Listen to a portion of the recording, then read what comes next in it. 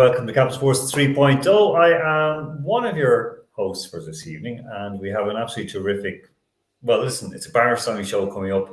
We have a world-class superstar interviewee, and you will enjoy. We'll go into that now in just a few minutes. And basically, we're going to do a deep dive into EPO. Yeah, there you go. The one that makes you perform longer and better and so on and so forth. Like the kind of the drug of choice of tennis players, allegedly cyclists, not allegedly footballers, kind of allegedly, and so on and so forth. So we're going to have a chat with that with a bona fide export expert even in just a few minutes. We'll also speak about some of the issues surrounding boxers at the recent just finished World Women's Amateur Boxing Championships out in New Delhi in India, where a couple of fighters were suspended or actually disqualified completely, but suspended as well, pending investigation over, well, what they have termed very high testosterone levels, but there's maybe more to it than meets the eye. We'll discuss that in just a moment. We'll also have a look at the UEFA qualifiers for the European Championships in 2024.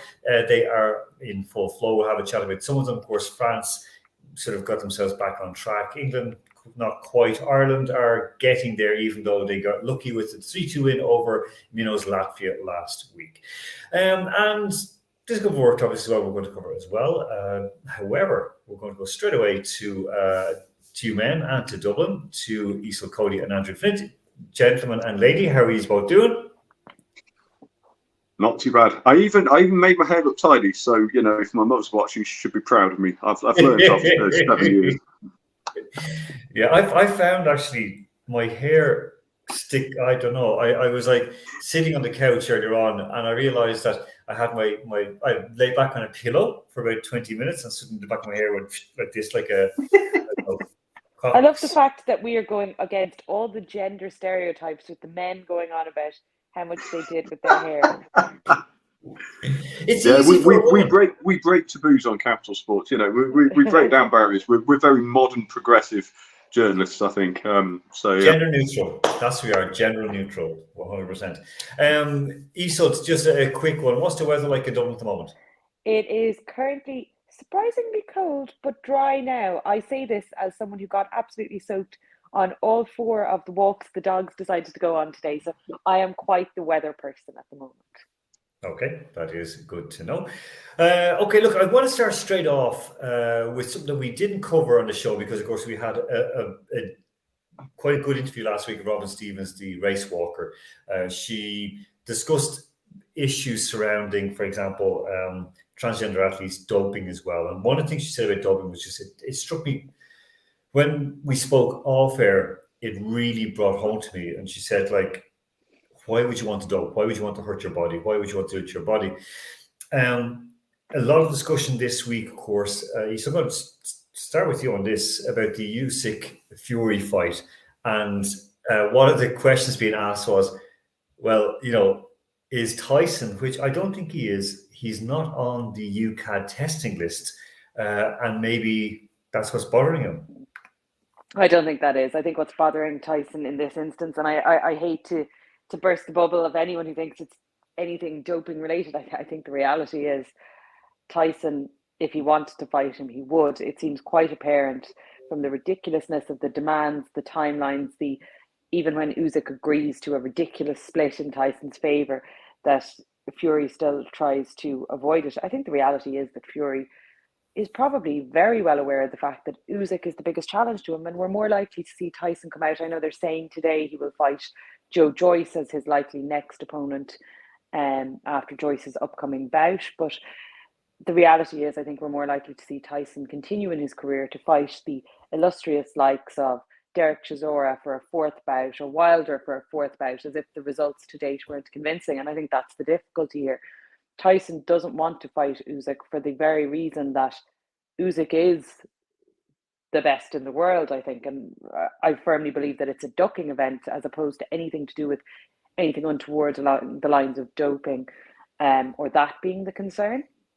I also think, though, in this instance, it suddenly has given a huge amount of credence to, in the run-up to Christmas of 2022, we saw all the Tyson online posting, I've sent AJ the contract, this is the deadline.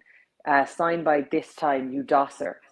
And AJ's team were kind of saying, well, we're reading the contract as any person who comes with. And I think I said it on the show at the time, when you have the level of image rights contracts, other sponsors, etc., that AJ does, then you can't just simply sign a contract because someone says this is the deadline. And I think in this instance, Fury has tried to do the same thing with Usyk, but Usyk has gone, great, yeah, I'm okay with that. The only thing he wanted was a rematch clause.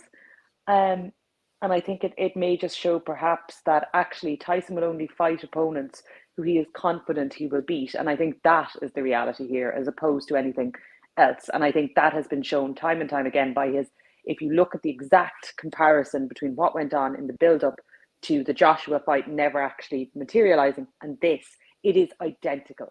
And that is frightening. The only difference here is that Usyk said, actually, I'll take your very biased and unfair split. I think that's the problem here. Being realistic. Everything doesn't fall to doping, I think, in this instance. I think everything falls to the fact that Fury knows he could be beaten by Usyk. I don't agree with you on that. I don't think he worries about beaten. He knows he'll be beaten. He knows. Sorry, yeah. Like, I mean, you like. And the reason he won't want a rematch clause is because if you want some sort of fluke, you manage to beat someone. Because in boxing, anything can happen. The last thing you want is a bloody rematch clause so you can go back and be schooled. Look, we saw with Deontay Wilder that Wilder gave him so many troubles the last fight. I mean, it was rock'em sock'em. It was amazing.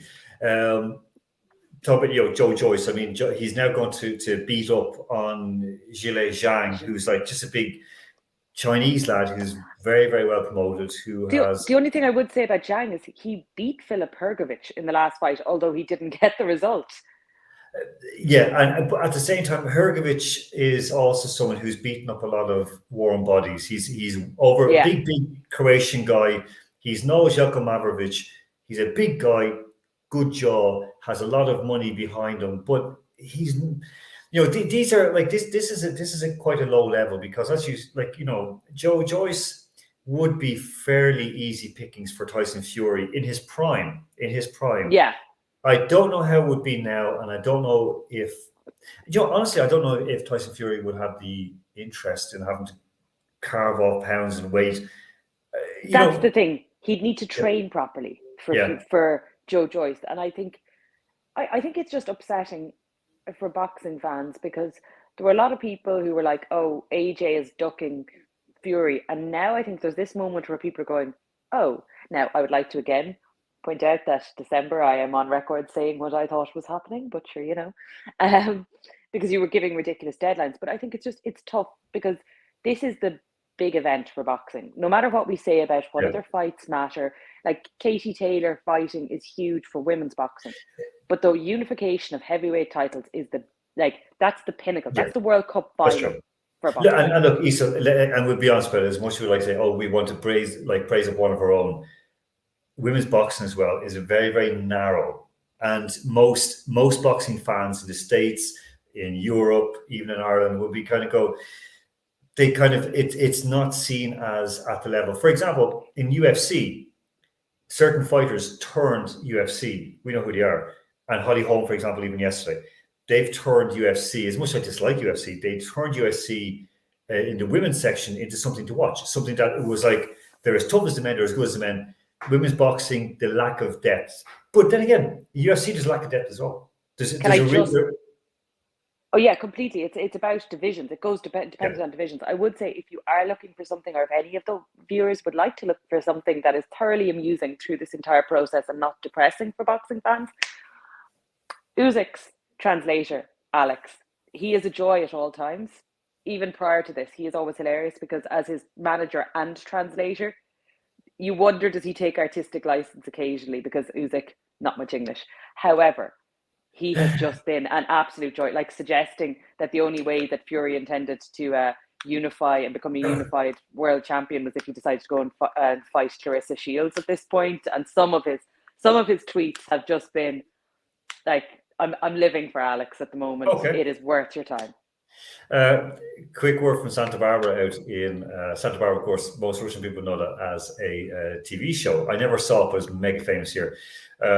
Even the music, I can hear my head decision. Arthur says that he has no hair Arthur, that's good to know. And another one, this is especially because we're leading straight into you now, Andrew Flint. Fiona Flint says, I'm looking at everyone's hair, not bad.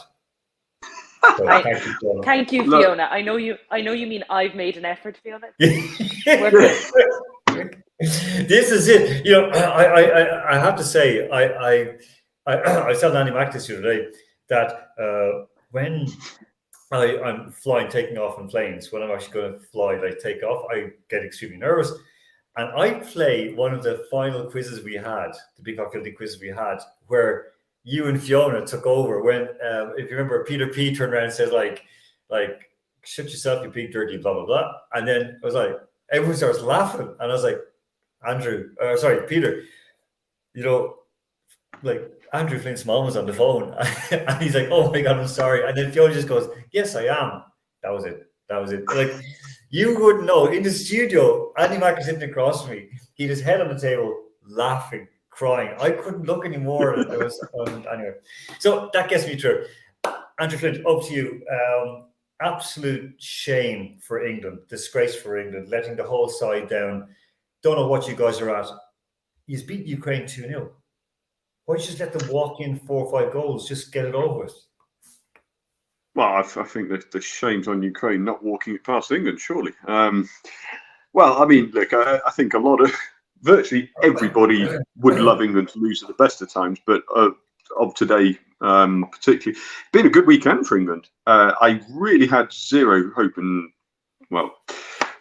of getting a result in Italy. So to do so, I think that is the first time in, I forget how many years it is. It's a long, long time since England have won competitively in Italy. The only good memory I have of that, of England away in Italy, was 1997 with I think it was the Paul Ince bandage headbander Terry Butcher-esque to qualify for France 98. But England are good at qualifiers. That's all I can say. I mean, they're not particularly inspiring finals, but qualifiers, they know what to do. Sorry. No, look, I do think looking at them, I mean, it was a very. I only caught now the highlights, the goals. Kane and Saka, Kane getting back. England, like the next match is up now. All-time top scorer now. Say again. All-time top scorer. That's right. 55 goals, and I mean, I think it's terrific what they've done. They stood strong today. They kept playing for as long as it took. As long as it takes, they're going all the way. It'll be interesting to see what's going to happen in Taali in June. They're playing Malta, of course, away in Lua, and then they've got North Macedonia at home. They're going to qualify, aren't they, Andrew? They're going to qualify, but they're going to break everyone's hearts again. Well, I wouldn't say qualification is absolutely nailed on because we don't have very many players. You know, there isn't a great pool of talent to draw from, according to Gareth Southgate. I mean, my word, the man, he picks up. He's like a keyboard warrior with that comment. It's easy to pick up statistics of game time of young English players in the top flight, but I actually say of all times, I've never known such a depth of talent that England can call on. Up front is about the only worry who's going to take over from Harry Kane when he eventually no longer drifts back into midfield and bursts into the box. But I mean, England's midfield, I would argue, and this is not me being biased, this is generally trying to make a case against England in a way. Why are they not more ruthless? As a midfield, as a national team, the midfield they can pick from for virtually any style of play, any occasion, I would say is unparalleled in world football. How it ties together as a team, well, when you see Calvin Phillips again alongside Declan Rice in any given game, it is a little bit depressing. Declan Rice is nailed on as starter, but when you've got the likes of Jude Bellingham, arguably the most in-demand central midfielder, true central midfielder in the world, that's a central midfielder who could walk into any national team and would arguably improve them. England will break hearts, of course, because the entire world wants England to fail, and they will qualify. I'm sorry, there's no point trying to hope for it. What we should be hoping for is revenge tomorrow night. Am I right? Nicely done. A nice segue. Yeah, I mean, I'm hoping for that. I am desperately hoping for that too. We will. I will look at that later on because, of course, a couple of big shocks today. The biggest of all, of course, not San Marino losing, not Liechtenstein losing 7-0 at home to Iceland, not Slovakia, well, they're leading now against Bosnia and Herzegovina, but the huge loss today, Denmark losing 3-2 away to Kazakhstan after being 2-0 up at half-time, losing 3-0 to 10-man Kazakhstan.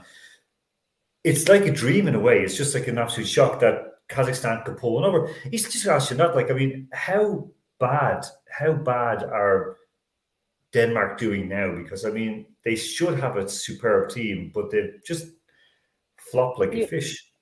I suppose when you have results like that, you can do one of two things. You can look at the overall picture and say, is this actually a run of form that's going to continue, or is this a one-off absolute everything and its mother went wrong today? But I think the difficulty is you can't really use that excuse when you're against a 10-man side.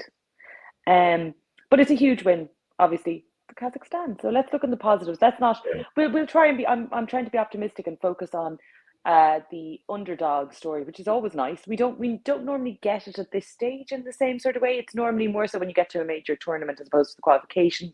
I would also say Finland are currently 1-0 up against Northern Ireland in another exciting, currently ongoing tournament. I thought your big shock for the day was going to be Rory and Scotty Scheffler both going out in the semi-finals of the Dell match play to only end up playing each other in the semi-final, that obviously the tournament organisers are currently hitting themselves over the heads going, our final is playing as our third and fourth place runoff. Well, I will say that, I mean, this European qualification has thrown a few shocks. I mean, some interesting ones from last week, of course. Kazakhstan had been beaten by Slovenia 2-1. Denmark had beaten Finland. And when you look at some of the results, Iceland got beaten by Bosnia. Slovakia drawing 0-0 with Luxembourg. But again, as an Irish person, we can't laugh at Luxembourg. And I always say Luxembourg have more players playing in European competitions than Irish players. So that's a big thing.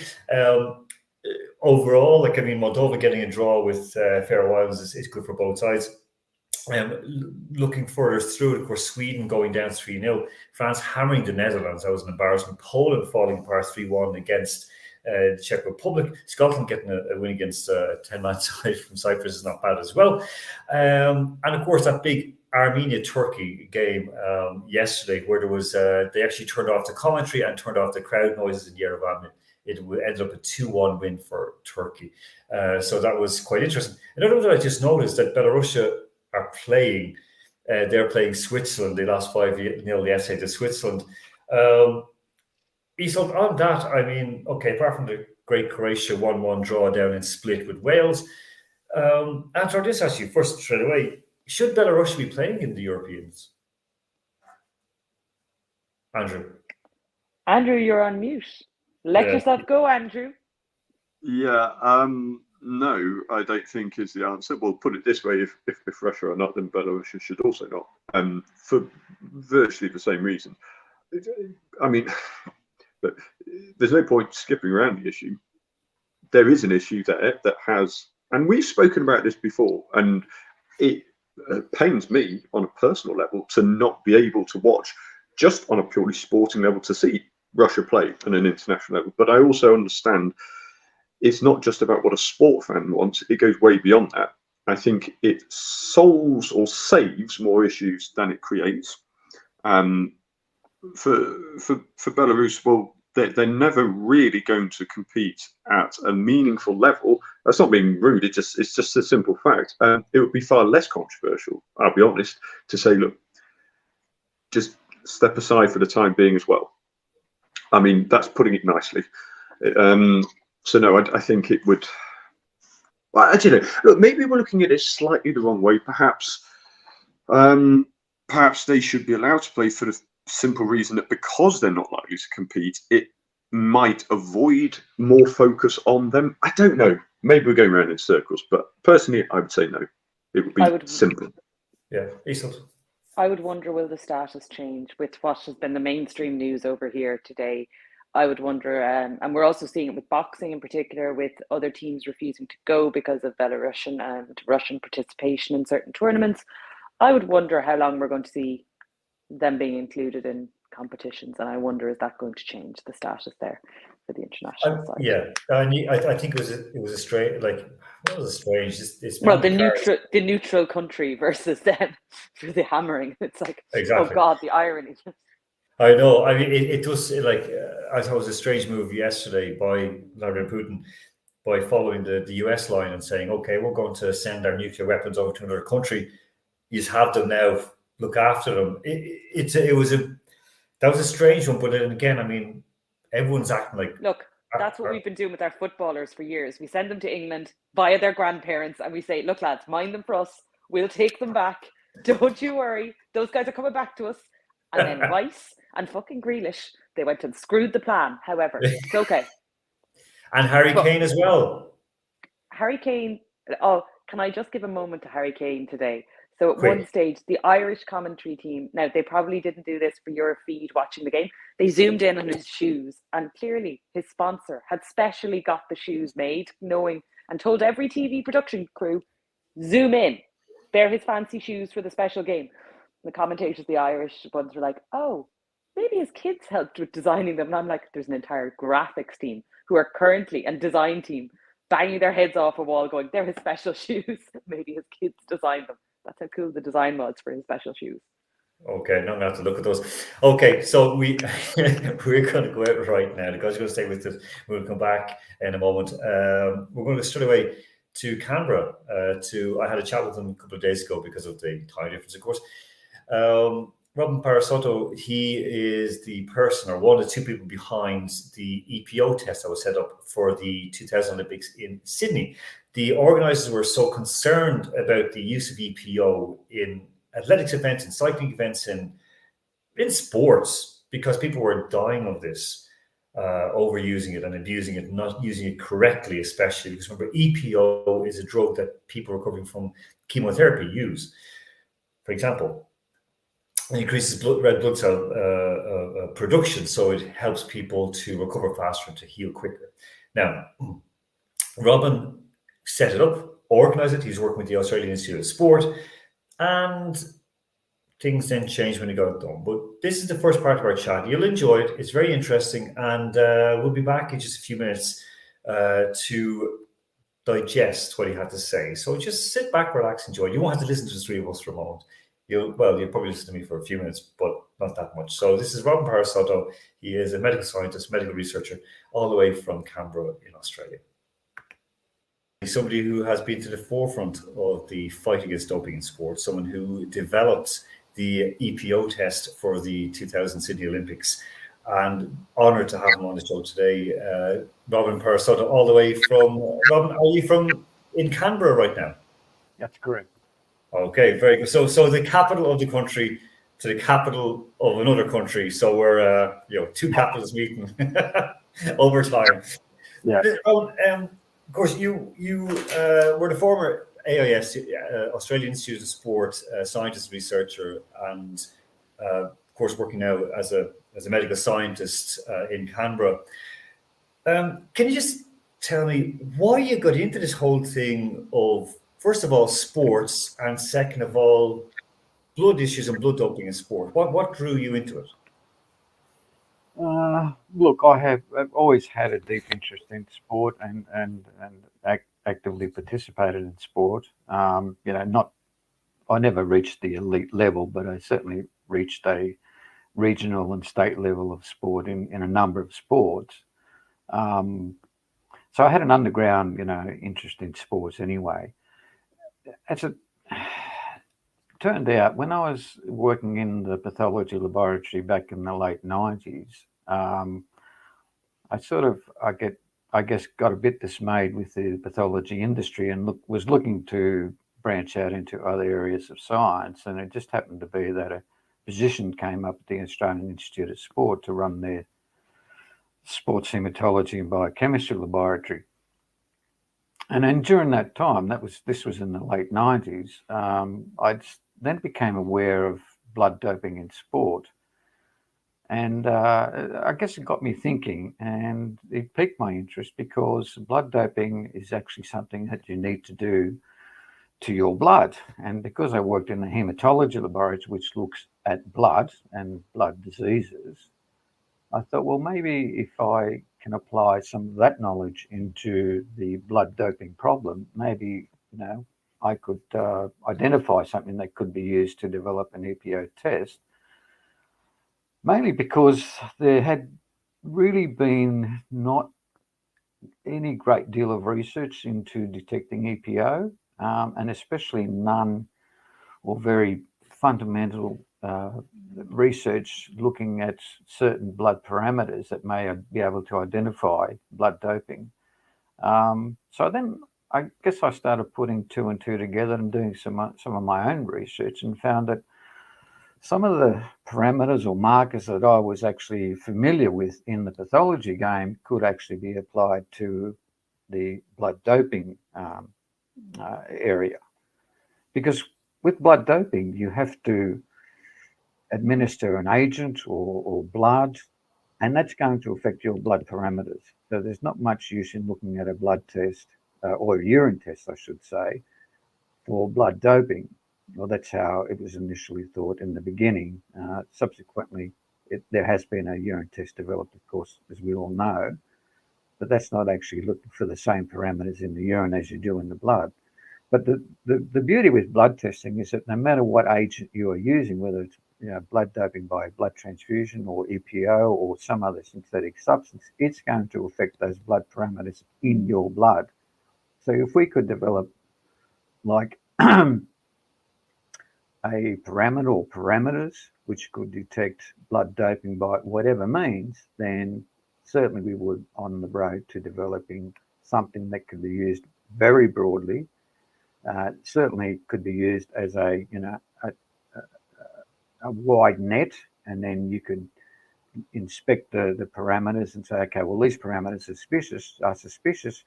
Then now let's apply the actual specific urine test to that particular sample. So instead of actually doing urine tests on everybody, which is very expensive and very time consuming, you can then hone in on those suspicious samples. That was the thought at the time. We hadn't really thought that it would develop into the biological passport. But with over the years since 2000, and with further research, we were able to refine the parameters and cut out a lot of the noise and all the other factors that may impede on those factors, and give you only non-specific picture. But in the end, we were able to knock out a lot of factors, hone in these parameters, and develop like an algorithm or protocol that you could then use to track athletes over a period of time and see what was happening with these blood parameters. So that would be, for example, as you said, the blood passport, if I right to understand, is that you're taking samples over a prolonged period of time, and you can see the movements or changes within certain elements or factors within the blood that might indicate either doping or possibly some illness. That's correct, isn't it? That's correct. Yeah, that was, I guess, an added bonus of using such a process, in that you could detect evidence of doping, but also at the same time you could also, there weren't many athletes that were sick, but there were some along the way that we could say, listen, if you're not doping, there's something else going on in your blood, and perhaps you should go and have it checked out by a proper doctor and stuff. Yeah. Yeah, the reason, and this is the situation, because I do know one athlete who had issues with her blood, and she was flagged up by a national doping agency, but it turned out that she had, an organ was failing, and it was nothing to do with doping. It was just simply a genetic thing that had been a pointer from her grandmother, so it skipped a generation and landed on her. And so again, having a blood passport massively helped and saved her from surgery and so on. Robin, in that, so you joined the AIS, worked towards, developed the EPO test for the Sydney Olympics. But a lot of people ask, well, what's EPO? Why do people use it? And for example, a lot of football fans will say, soccer fans will say, it doesn't work for soccer players because, it's a skill game.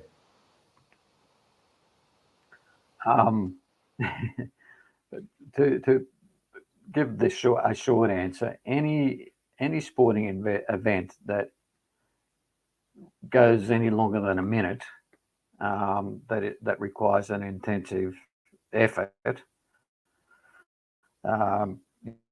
you will get a benefit from EPO, because EPO gives you more hemoglobin, which then gives you more oxygen, so you can transport more oxygen around the body, and you tend to delay fatigue. You delay becoming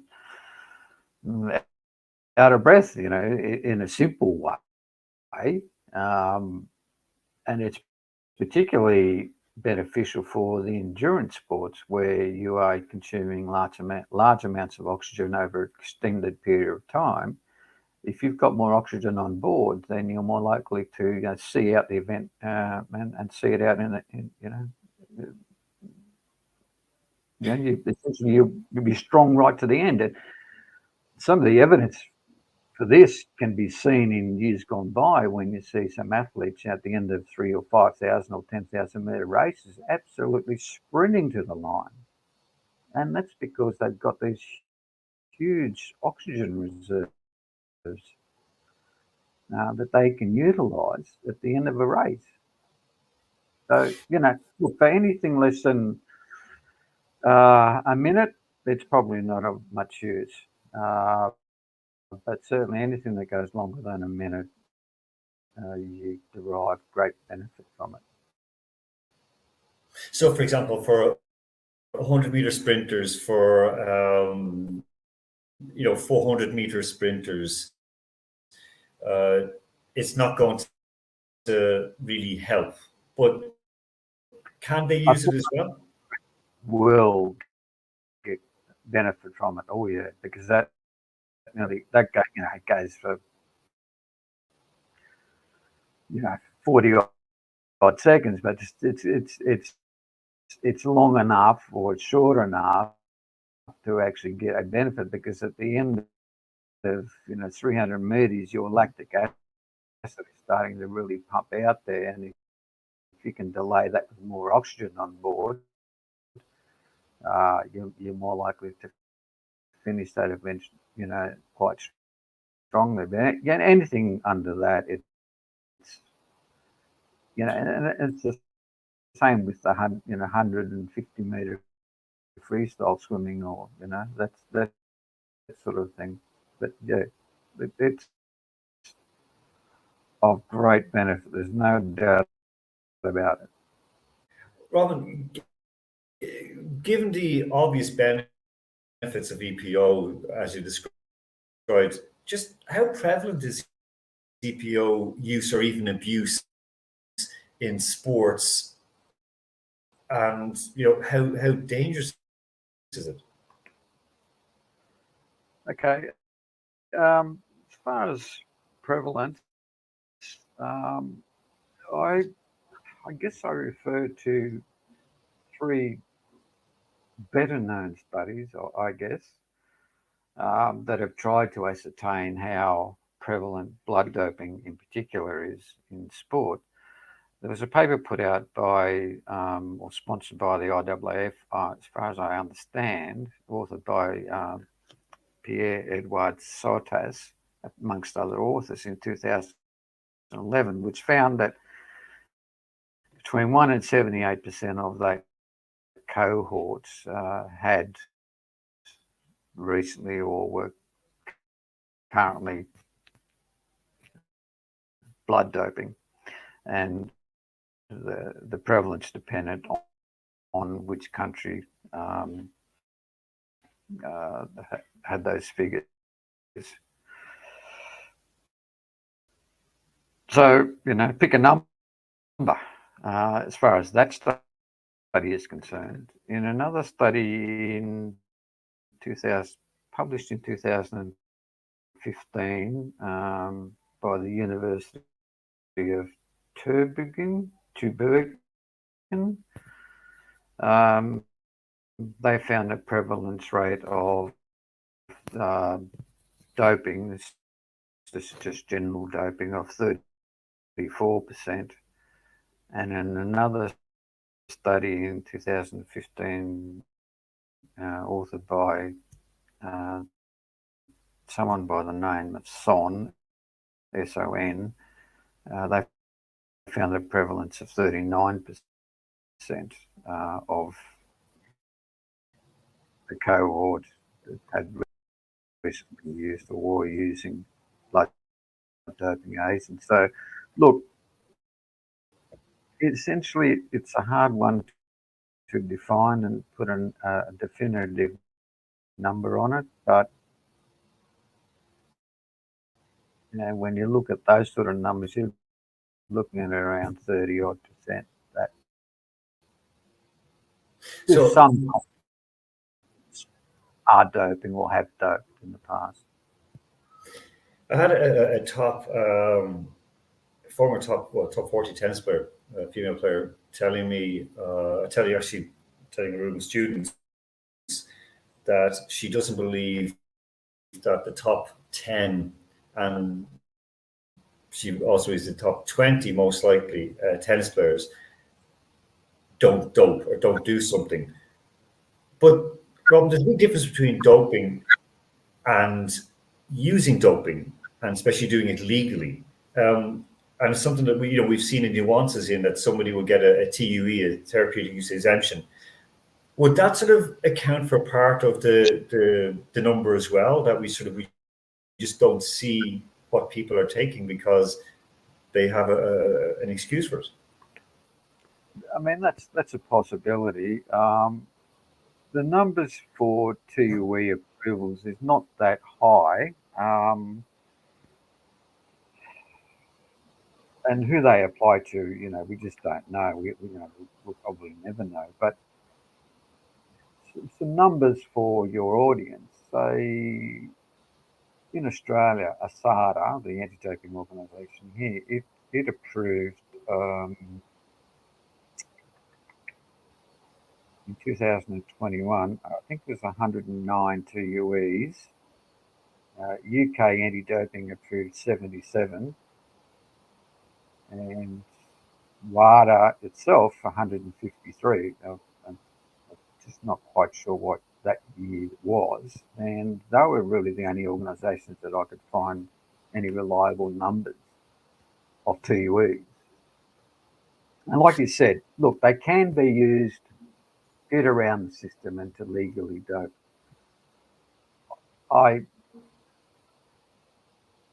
suspect that may be the case in some instances, but also by the same token, we know that there are athletes who do have various conditions. They might have diabetes, they might have asthma, or they might have other issues which require them to take these drugs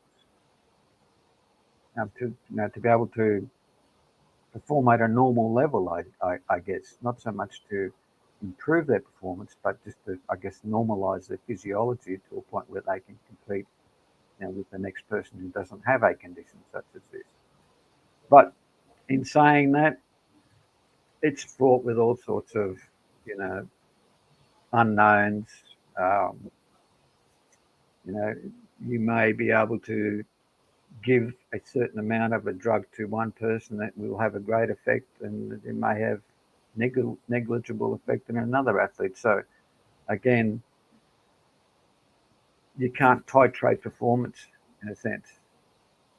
You can't titrate performance because taking a certain amount of drug doesn't necessarily correlate with a performance effect. So on that, we're just moving on, you served as an expert to the boards with the UCI, of course, the International Cycling Union, and of course with ROSADA as well. What can you tell people about, say, for example, what would be the differences between ROSADA and then the Australian anti-doping, and also working with a governing body of a sport? What were the differences, nuances, and what would your feedback be for people who might say criticize UCI or criticize USADA or criticize WADA? Look, that's a really difficult question. I had little to do with the Australian Sports Anti-Doping Agency. I was sort of utilised on an ad hoc basis.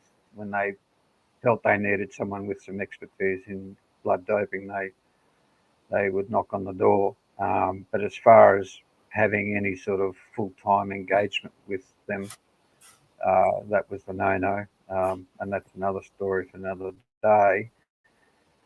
Um, with regards to the UCI, they were all open arms in the beginning, but over time they sort of became a bit more restrictive in terms of how we were to behave, I guess, in a public sense, as to any findings we may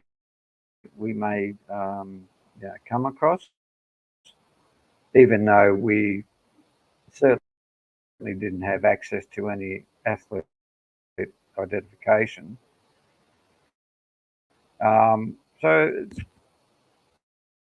just those two agencies, there were differences and there were limitations, whereas with RISADA, like I have said in the past, it was a very open and transparent relationship. And I could certainly voice my opinion as to, what I really felt strongly in certain cases or vice versa.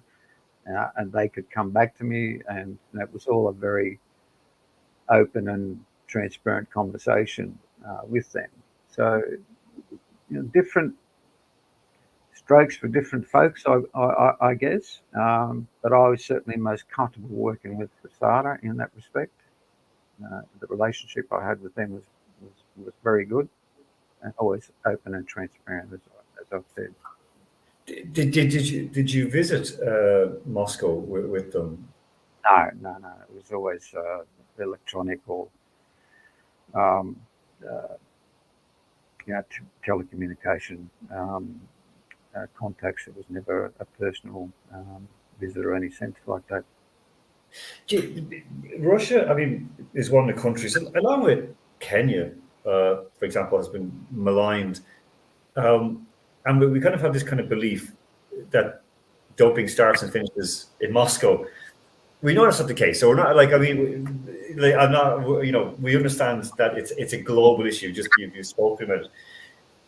But in that, there's a lot of people who'll be watching this in Russia.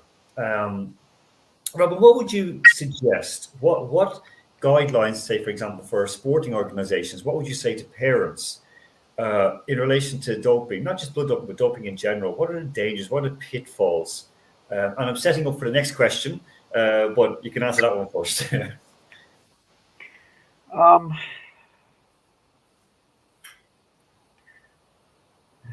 Again, that has the problem is with doping is that there also is a side aspect of this, which is called passive doping, which essentially means that the onlookers, the wannabes, the people who want to strive to get to that level, they often see that these people have reached these levels, and whether they know for sure whether they've doped or not, they have a suspicion that these people may have doped to get to where they are. And so there's this cultural thing that bubbles underneath everything else, where people coming through, and not only the athlete themselves, but the coaches and the doctors, because they all get part of the prize, so to speak. Now the rewards are so great, and in some of these countries where it's hard to make ends meet, let alone make a good living, the temptation is there. And then when you get the support staff around you that are like-minded, then it's almost, I wouldn't say imperative, but there's certainly an increased temptation to try and get there faster. And then you, not guaranteed, but you can be assured that you will reach a level that where you may make a good living out of it. And if you're essentially got a good physiology, you can then make the really elite level, and you can make a good living out of it, etc., etc., etc. The danger is that some people may actually, like I said previously, too much of a good thing may actually be deadly, and you may end up paying a price for wanting to get to that level. And we know that that's happened in the past. And the thing is, there's anecdotal evidence to say that doping is happening in younger and younger cohorts, and to be doping at in your teenage years is just it's dangerous, just because the bodies are still growing and adapting and transforming, and then you throw in something like this, which can have significant physiological and pathological effects on the body. You just don't know where that may take or lead, and to do that to children is I find it abhorrent. To do that to children is abhorrent. Robin Parisotto, an awful lot to dissect in that. We're going to part 2 on to next week, because we also have some superb guests for next week as well. The second part is shorter, but we've got a big one next week, trust me. And Robin will really fit into that as well. Start off, Andrew, with you on that. What singular point did you take from what Robin brought up, that what he brought to us? Well, I think the thing that struck me probably the most was how when he was discussing the EPO and how he was his expertise could and ultimately did formulate a method of testing for it. Why had it not been done before? I mean, it almost sounded like he'd stumbled across something because he realized that he could transfer knowledge from one area to another. The cynic in me believes that the answer to that question is it has been known about for a while. A test could have been made earlier, and just simply people didn't. I mean, why? Well, again, if we're going to be even more cynical, you'd have to assume because people wanted to cheat the system. I think as well, the other thing I would like to highlight as well, that he mentioned that I thought was quite interesting, quite a simple point, when you were talking about the different bodies he'd worked with, and he mentioned the relationship, the ability, the allowance to discuss concerns, which surely has to be an absolutely critical aspect of any governing body on any level, whether we're talking about doping or just simple financial rules, whatever it is. So when he was describing being able to, or feeling comfortable being able to discuss various issues, questions, things he didn't feel entirely in agreement with Roussard, I thought that was at least encouraging. How much that's affected what actually happened. Well, look, I don't think any governing body is going to want to air all of their dirty laundry, but a discussion has to be critical at this stage, because you've got people with expertise who know, or at least have a theory how this is how we can control, set up tests. And if you're not willing to learn from people who have that area of expertise, or are willingly ignoring them, these are the people in control. That is a seriously worrying state of affairs. So I was pleased to hear him focus on what may sound like a simple aspect, the relationship in terms of communication, but surely is actually one of the most important. How many other people in the field have similar, I say freedoms, feel that comfortable is debatable, but that was something I was quite encouraged to hear from him. Yeah, just a positive for a mix from the graphic. We, for me, just the fact that how much do people want to stop it, and that's one of the questions that we'd had in was, well, our friends in Verona said, like, where is the doping worse? Where is doping the worst? as Robin said, basically everywhere there's no good. The most worrying thing. answer. Yeah. The one good thing I would say with Rosada that we spoke with off air, which Rob wouldn't mind me saying because he did outline already, is that he found that when he got the results, for example, and he analysed them and sent back just his opinion, as in his learned opinion on study, on knowing what to look out for. They took action, and then told him the action they took, including naming the person. He said it's the only anti-doping agency that did that. I just go, whoa, that blew my mind. But and I spoke with him because we had, I say, contacts in common in Rosada, people we know, like mutual contacts, and they really had, been fighting a very good fight, but always in an uphill battle because the demands are always there. And as one told me, no matter how much money we pour into them, no matter how many tests we take, blood, urine, or hair, they're going to get around it. We can't stop it. That's what they told. Just like they can't stop it. Isa, what was your main takeaway from that first part with Robin? There were two brief ones I think I'll touch on.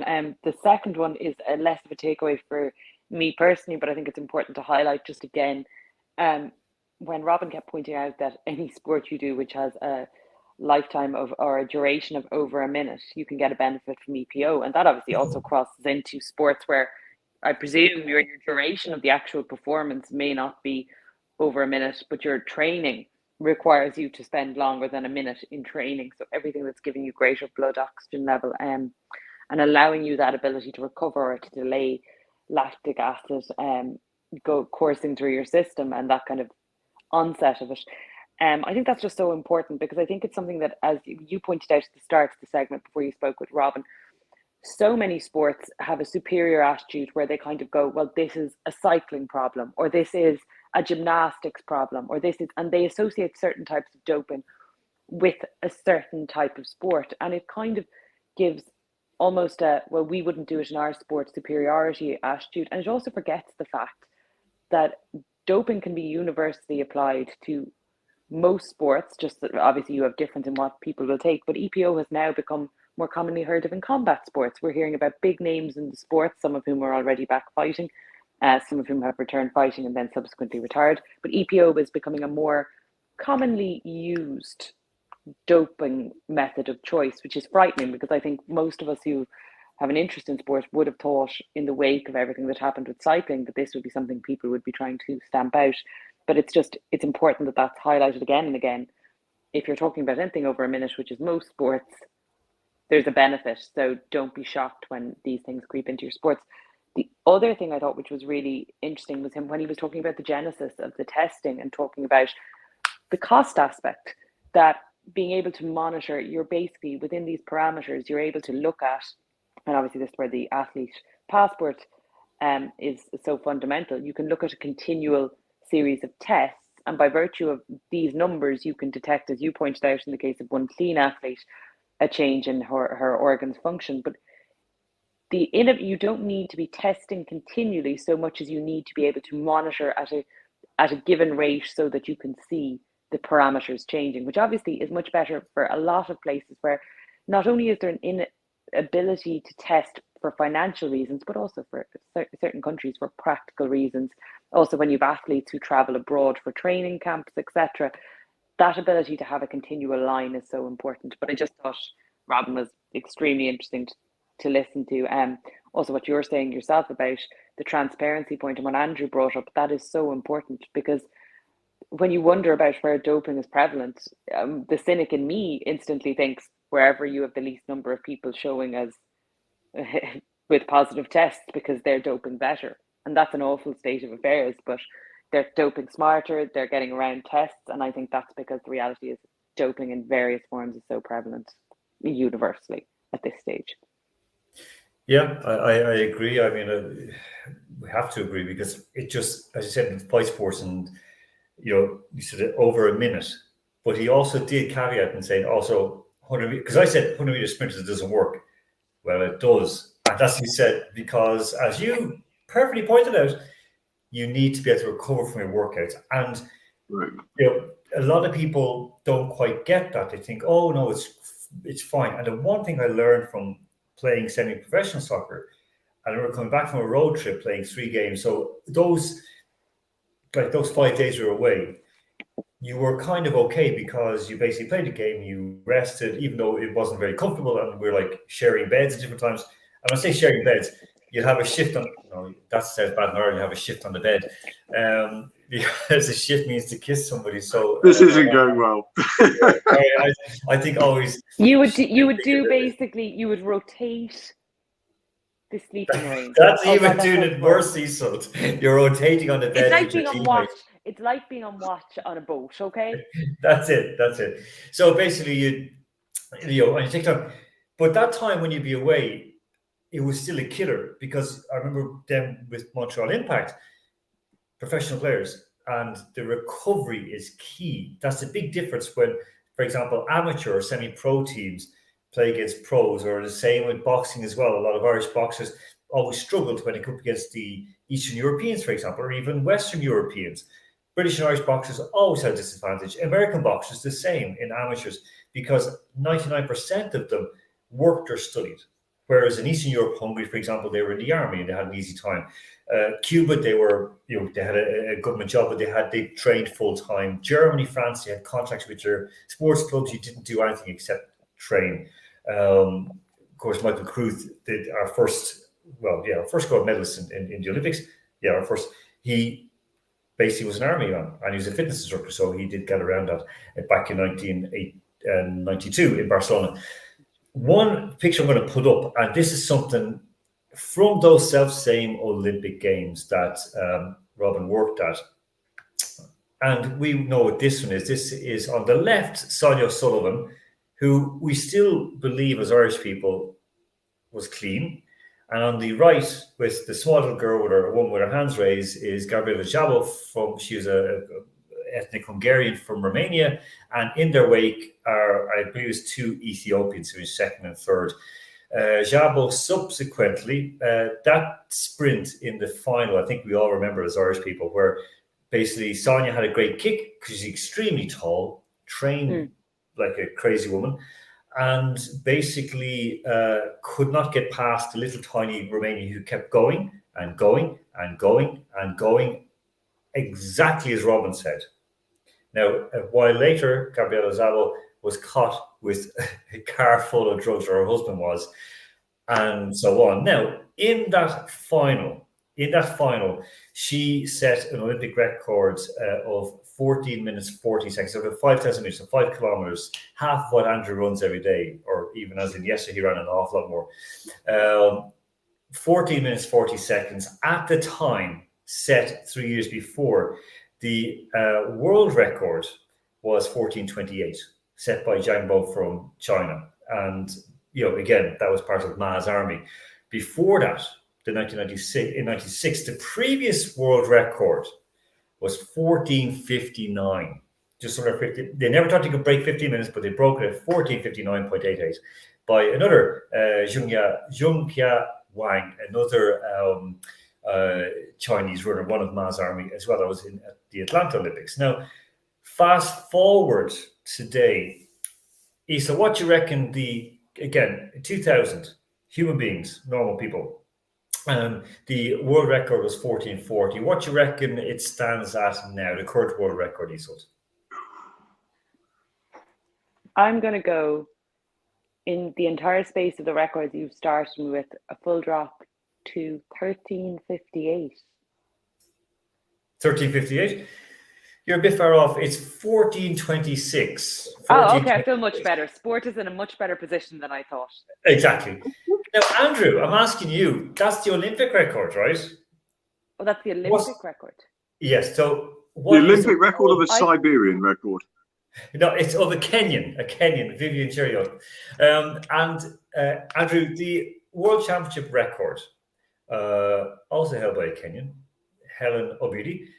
What do you reckon the World Championship record is? Set in 2019, no less. It can't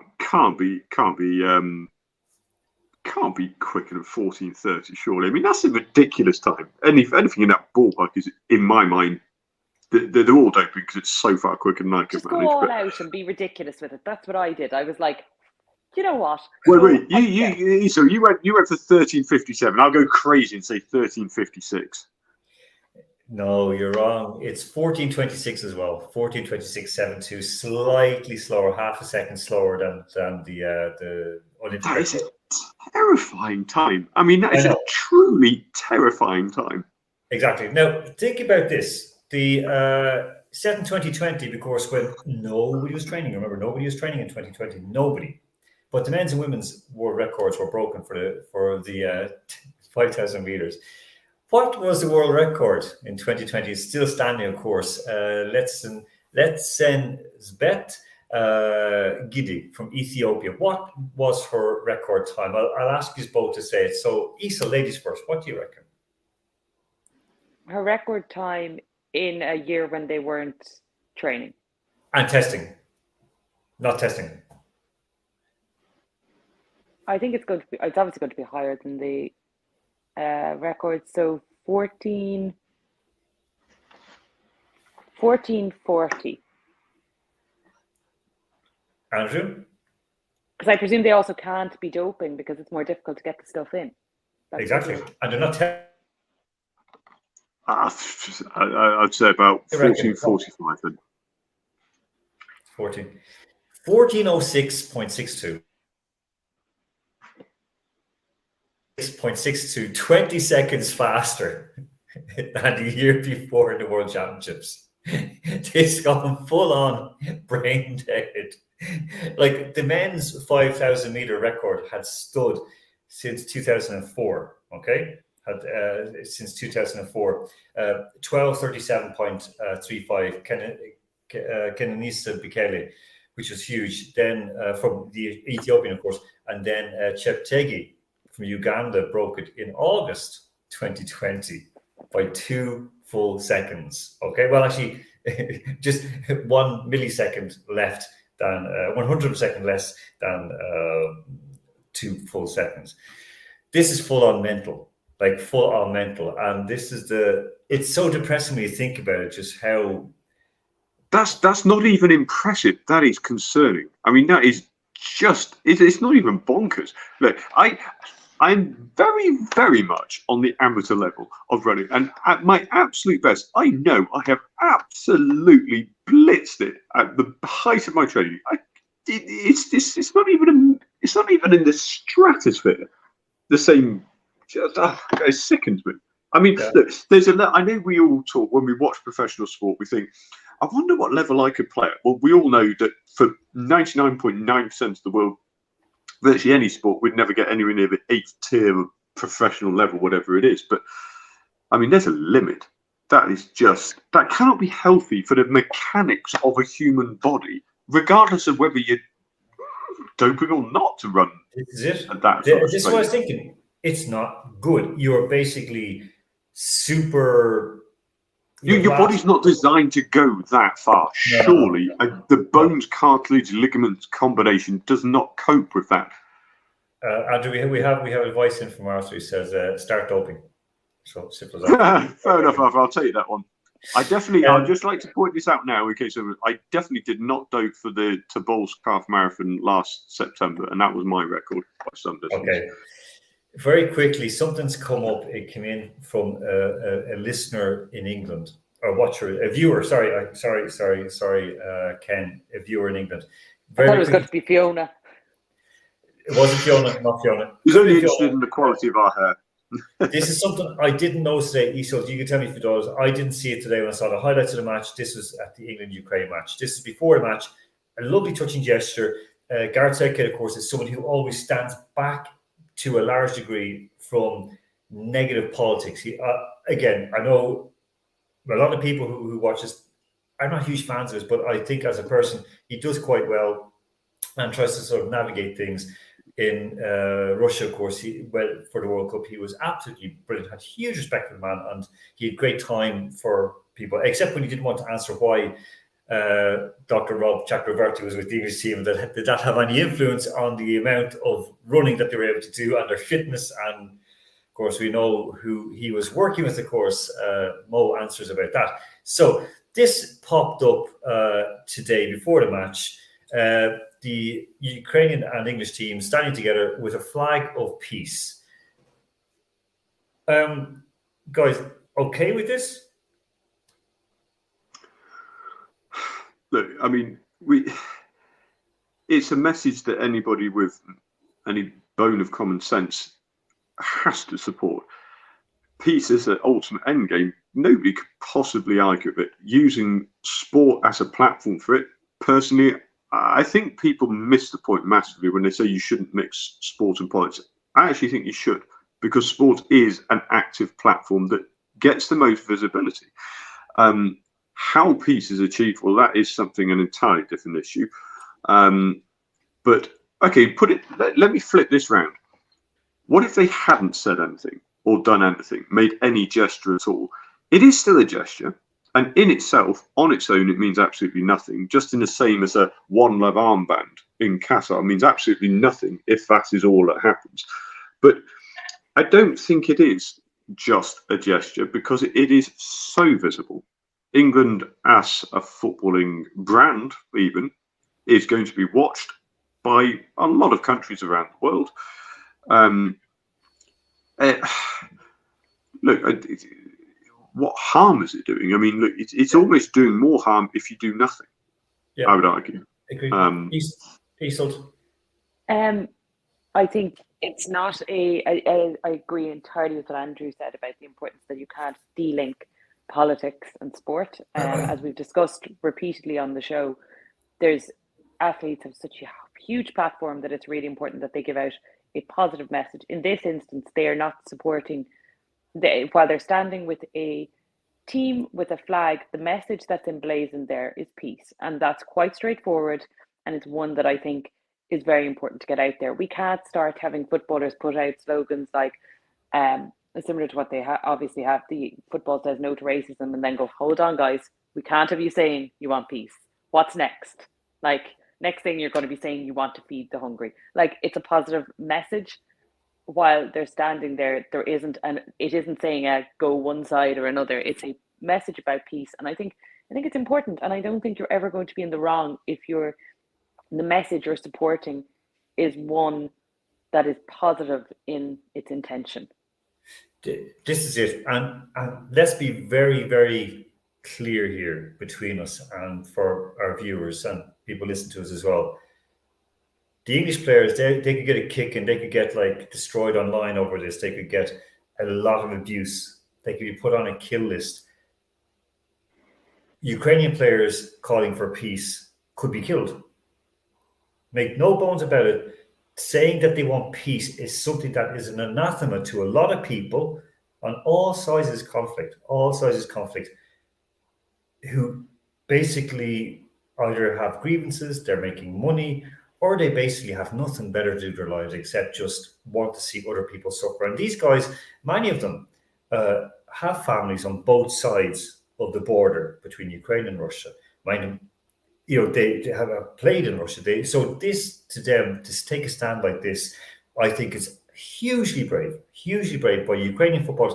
English footballers, I said again, they can be put on this mirror towards the peacemakers list, the one that people have been killed because of. But the Ukrainian players, the amount of that's brave. That for me, yeah.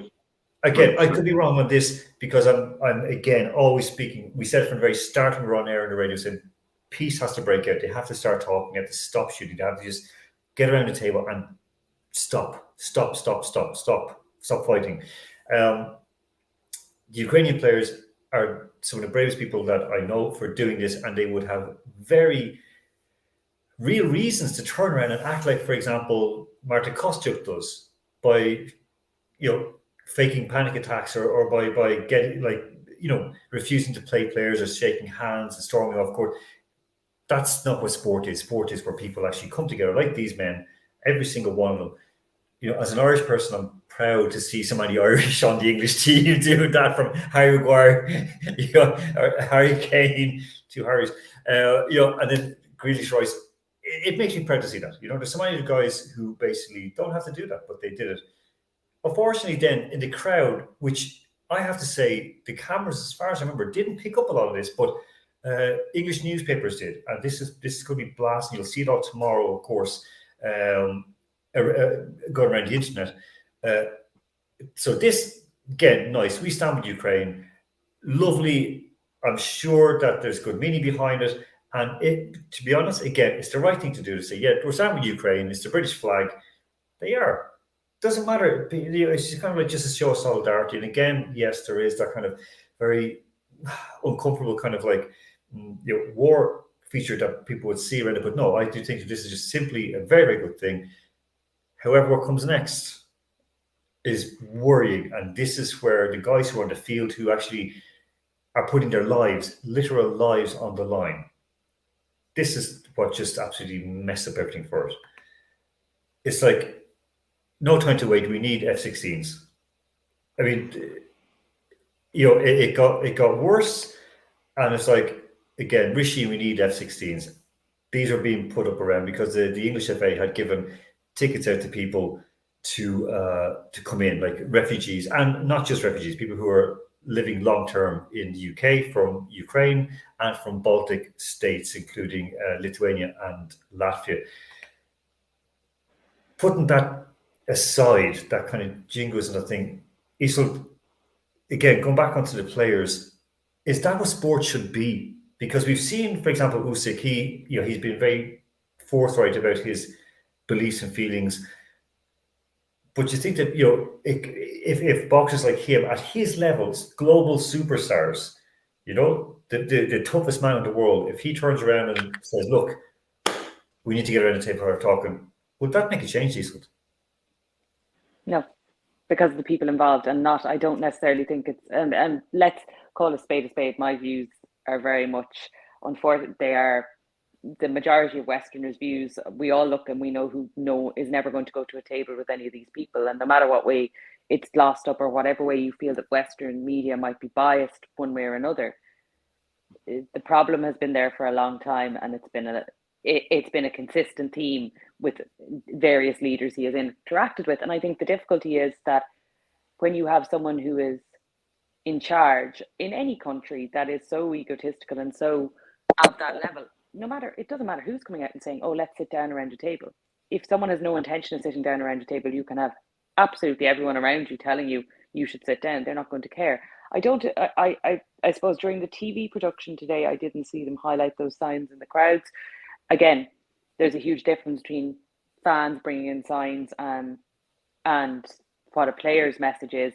I often find it offensive personally when certain flags are flown at, like, even GA matches in Ireland. People choose a side in particular conflicts and fly flags. And I'm like, well, can you imagine if you're someone who's just at that match because you've lived in Ireland the entire time and you see a flag of another country that you may find offensive? Like, there's a difference between flying flags and having messages that are very specific like those in the crowd. And I'm glad they weren't picked up. But unfortunately, we're just getting to a stage where I think Europe and the world as a whole are sick of the fact that a country is having to put out these statements calling for peace, that high-level athletes from not just from Ukraine, but from countries across the world are emblazoned with logos calling for peace. And it doesn't make a difference who's calling, whether it's politicians, athletes.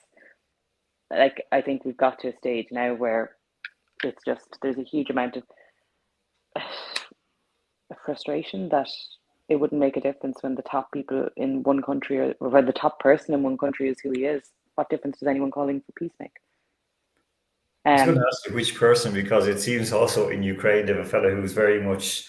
Oh, I think let me be clear. My view would be Putin. You don't ever ask the schoolyard bully, do you think the bully might like to have a sit down and we'll have a bit of it? Like, you have to look at who is the person in the position of power, the position of like greater power in the situation.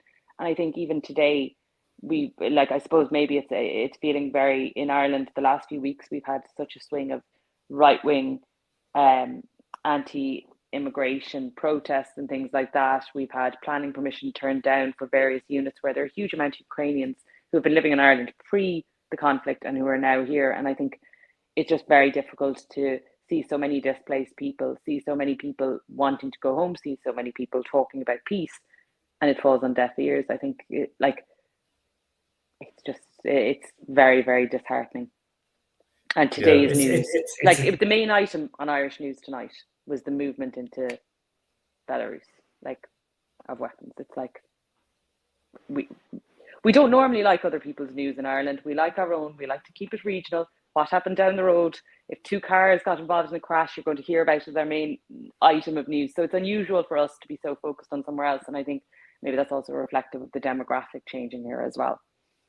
Yeah, it is. That's my party political speech for the evening. I'm so sorry. No, it's okay. Because it also, I mean, look, let's put it this way.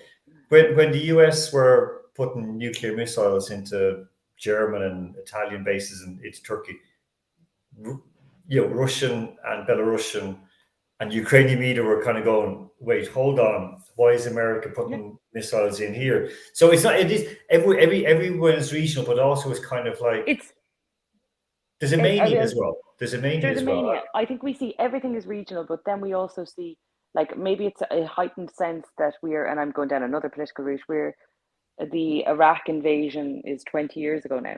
So, like, it just, we see the long-term effects. We see the long-term effects from conflicts that are literally a century old, and we still don't learn anything. And it's just seeing people being displaced in a world that we talk about being a global community where you can get to one end of the world to the other in 24 hours. It's just frightening. I said, like, just it's good to be with the Iraq, because of course Russia drew 1-1 with Iraq today in St. Petersburg, having played with Iran last week. There is playing all the best guys. You guys. It wasn't an easy game either, I'll tell you that much. I have to say, Iraq are no mugs.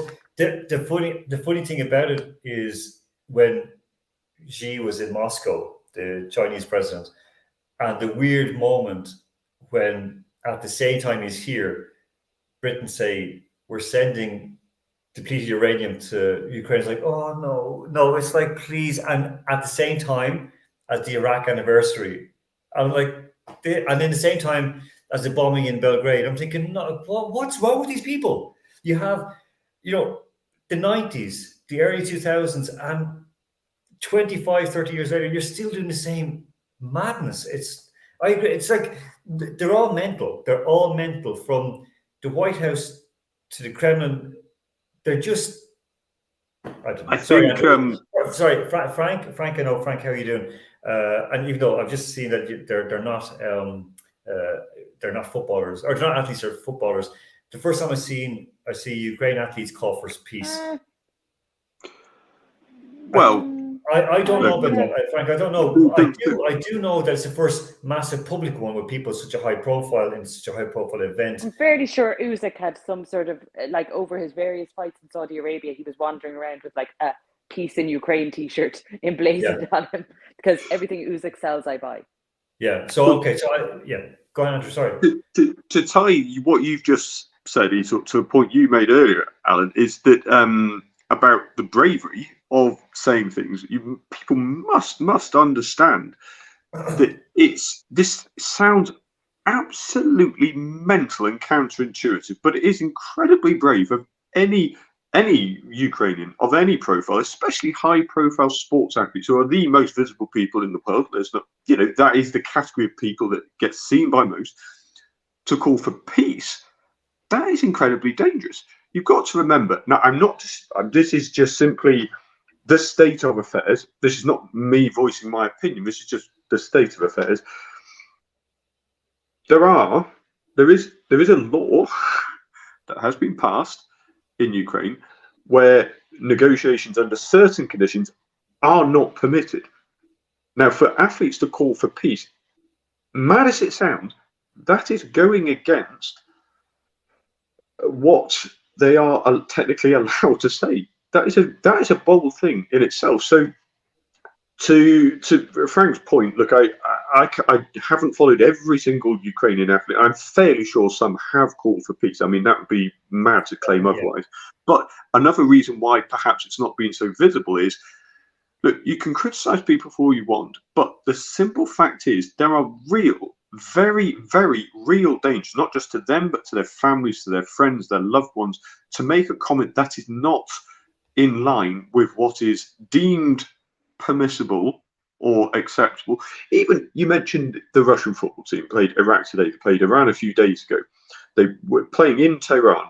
Sardar Azmoun is one of the few very high profile, I believe he's either the highest all-time goal scorer for them, one of them. He pulled out of the squad citing personal reasons. We all know full well that he has actually voiced against the treatment of women in his country at the moment. He didn't return to his home country for very obvious reasons. It's incredibly dangerous. So I think nobody disputes that the entire world would like peace. How we get to peace, like I mentioned earlier, well, there are very, very different opinions on that. And I'm not criticizing people. That's not my place to do so for that. But the end game, peace, is what everybody wants. How you're allowed to voice it is very, very different. And the worst thing is, if you say, like, whatever you say like my well, it's an Irish thing, my guy always said, whatever you say nothing. And I know people who stayed silent, purposely silent, publicly, but privately have been, working away trying to get things done, like Anatoly Timoshuk, who had his property confiscated. One of the reasons why, as he says straight away to me, is that he wanted to keep quiet because his wife and kids, or his ex-wife and kids now, are living in Germany. And he feared for their safety, he said, because the crazies are running around Germany and they're uncontrolled and don't know what they're going to do. And so there is that kind of fear as well. So again, coming back onto it, at any conflict, we've seen it ourselves when there was, for example, when there's a combined Irish team being made up to play, guys from north and south of the border. The guys who organised from north of the border who were involved were stigmatised. So, I'm talking about Derek Dugan. So basically, as one of them. So there is that kind of a danger to it. But again, I think I regardless of the fools in the crowd who are like looking for more war, if everyone starts shouting, we want peace, and one, if maybe it wouldn't work. Maybe I'm just being very Pollyanna and very idealistic, but if people really cared about it, if they really, really cared about it, it's like if Russia really wanted to have, defeat Ukraine, they just stop passing gas to Ukraine, stop selling them gas. Like one of those stupid things. But also, athletes can say, "Do you know what? We're going to sit down the pitch for 90 minutes and not play until everyone starts to talk." Would that change? I don't know, but I'll tell you something. If every single team in the English Premier League next Saturday said, "We're not going to play until you start to talk," enough is enough. And the same Russian players do it, the same Ukrainian players do it. If they all down tools at once, like a mass strike, okay, we see it doesn't work in Paris or in France, where they basically say, you're going to have to work till 64, doesn't make a difference. But at the same time, maybe something like that sports can do it. And I have that belief in sport that it can change. Maybe I'm wrong. Okay, last quick, because I know Isel, the dogs are waiting to walk. Andrew, you have to go to bed. Andrew, very, very quickly, what you want to say, and then I'm going to Isel the last word, and then we'll go away. Well, no, I think could it happen or would it happen are two different things. Would we like it? Would we like sport to have that effect? I would love it more than anything, and I think it's a step in the right direction to see the picture you mentioned today. But I don't think we should kid ourselves. It isn't going to go much further than that, and I'm not blaming anybody in particular for that, because there are so many stakeholders on all levels that will not allow a strike of that level. It would take something even more than that, in my belief, to truly change an entire mentality of on all sides. Because what is happening right now on the ground is just, well, I mean, you don't need an opinion. It is right there in front of you. It's horrific on every level. And I think there's a lot of blame on all sides. But it goes beyond that. People, you're not really supposed to say, well, look, it affects people beyond what's happening on the ground. What's happening on the ground is by far and away, obviously, the worst part. But there are long-term effects that people are going to gloss over on a social level, on a world community level, if you want to be quite that cliched about it. And actions like the pictures we saw saying peace, that's something that will just help a little bit, 1%. I hope people will remember that and bear it in mind. Will it change what's actually happening? No, but it's a step in the right direction. As someone joked, actually Ukrainian person I know joked that they were talking about passing same-sex marriage or a level of rights that don't exist in Ukraine right now. They're talking about passing such a law in the Rad, the Parliament of Ukraine. And as he joked, he said, if you want the guys who are fighting on the front to lay down their weapons, that's the best law to pass, because they would not be happy in any way, shape, or form. Isa, last word to you, and then we'll say goodbye for a minute. Last word to me, I'm going to be uplifting. We may not quite get to the lofty aspirations we have in our previous chat there, but let's all hope for a victory for Ireland against the French, the old aggressor. That is one of a few things in sport that can genuinely unite all three of us. Yes. Old aggressor. Tomorrow night, Ireland, France. I also have a plan, which I think should be implemented by the FAI on arrival. I think what we do is we get those French feckers and we paint their hands with some sort of a luminous paint, so that when they touch the ball illegally, we will be fully aware. We will see it. I think that's what we do. And we also put sensors on them, on their like little gloves. I have lots of ideas. None of these will matter when they just, do the regular scoring thing past us without any illegality. But it would make for a colourful and fun event, which is what we all really want. Do you know what? Even to take that a step further, I'll tell you how we could do it. If we tie up a sponsorship deal with the Saudi International Investment Fund, we can have a fella stand on the side of the pitch with a big sword. We're not allowed to say this. If you transgress with your hands, the French would be a very different looking side if we had that sort of rule in. All right. Luckily, no issues for the Irish. We're not anywhere near scoring down that end, and if we do, it's more likely to come off the side of someone's knee at an angle. The worst thing is if we were to do that, if we do that deal with the Saudis, they'd probably mix it up, and the Irish government would say, "Oh, listen," because of course Leo Varadkar, our Prime Minister, is a great fan of Saudi Arabia. He would do the tie-up deal with Gaelic football, so they'd all be. Oh my goodness! Sorry. No need for a sword. Just get Roy Keane to stand by the goal. Problem solved. There you go. Good one. Okay, on that note, Isa Cody, thank you very much. Andrew Flynn, thank you very much. Have a great week. Of course, we have part 2 of Robin Parisotto next week. And enough more besides as well as some very special guests, because some huge news broke this week. We'll talk about it next week. It concerns Red Bull, and it's well worth it. So until next week, I'm Alan Moore. This is Andrew Flint, and this is Isa Cody saying take care of yourselves and each other.